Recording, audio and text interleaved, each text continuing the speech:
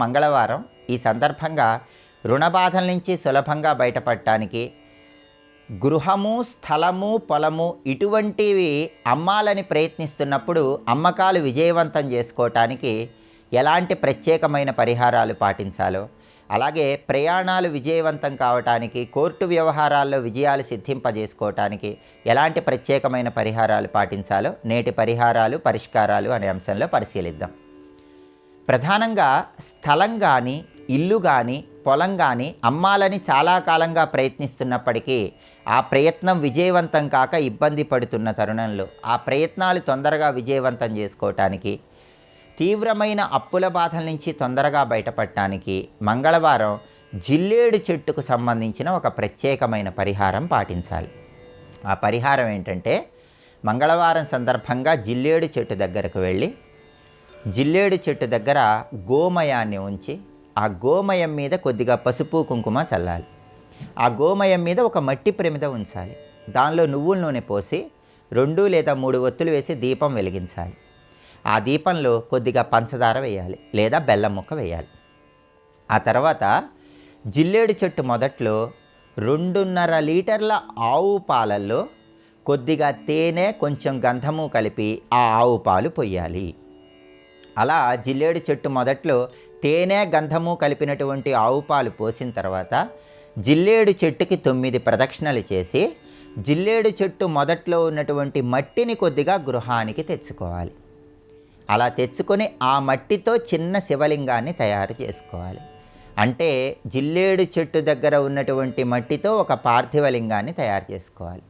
ఆ పార్థివలింగాన్ని, మట్టితో చేసిన ఆ శివలింగాన్ని పూజా మందిరంలో ఉంచి దాని మీద పసుపు కుంకుమ వేసి మారేడు దళాలు అలంకరించి ఆ పార్థివలింగం దగ్గర ఆవు పాలల్లో తేనె కలిపి నైవేద్యంగా సమర్పించాలి. మంగళవారం ఇలా చేసి మంగళవారం మొత్తం కూడా మీ పూజా మందిరంలో జిల్లేడు చెట్టు దగ్గర ఉన్నటువంటి మట్టిని తెచ్చుకొని చేసినటువంటి ఆ మట్టి శివలింగం, ఆ పార్థివ శివలింగం మంగళవారం మొత్తం మీ పూజా మందిరంలో ఉన్నాక బుధవారం రోజు మీరేం చేయాలంటే ఆ పార్థివలింగాన్ని పాలు, నీళ్లు, తేనె, గంధము ఈ మిశ్రమంలో కలిపి ఎక్కడైనా చెట్టు మొదట్లో పొయ్యాలి. ఇలా చేస్తే మీకున్న జాతక దోషాలు తొలగిపోతాయి. జాతకంలో కుజగ్రహం బలోపేతమవుతుంది. దానివల్ల రుణబాధల నుంచి బయటపడవచ్చు. చాలా కాలంగా మీరు ఇల్లు కానీ, స్థలం కానీ, పొలం కానీ అమ్మాలని ప్రయత్నిస్తున్నప్పటికీ ఆ ప్రయత్నాలు విఫలమవుతూ ఉన్నట్లయితే ఆ ప్రయత్నాలు తొందరగా సఫలీకృతం చేసుకోవటానికి మంగళవారం నాడు పాటించే ఈ జిల్లేడు చెట్టు పరిహారం విశేషమైన శుభ ఫలితాలను కలిగింపజేస్తుంది.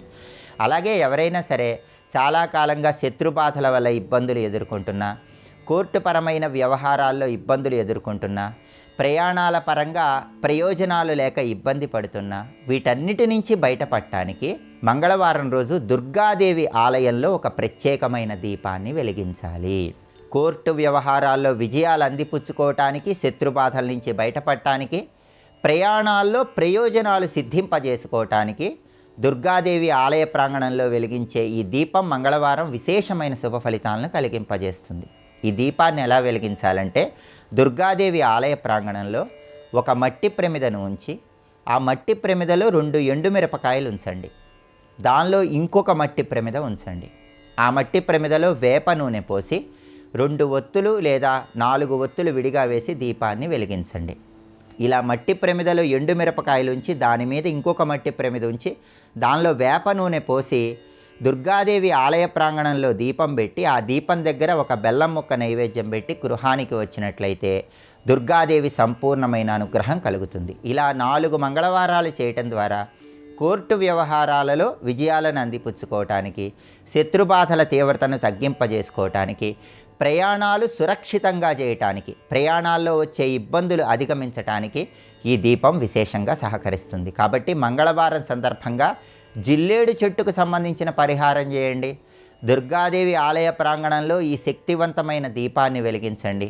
సమస్త శుభాలను సిద్ధింపజేసుకోండి.